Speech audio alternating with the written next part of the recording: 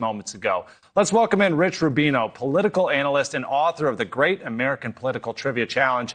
Rich, if you're there with me, let's start with Syria. We're told that this was an attack by a sleeper cell tied to ISIS. Just how prevalent are sleeper cells throughout Syria? And also, what is the United States doing to keep tabs on them?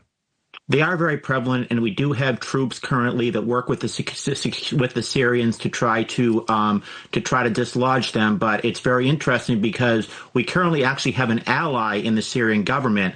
He's a former leader, al-Sharar. He's a former member of the high command of al-Qaeda. But unlike his predecessor, Mr. Assad, and his predecessor, also his father.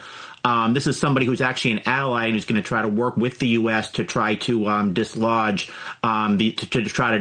ISIS from Syria.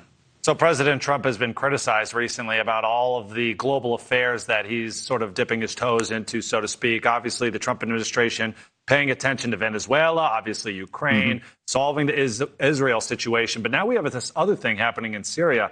How is the Trump administration going to prioritize all these conflicts now?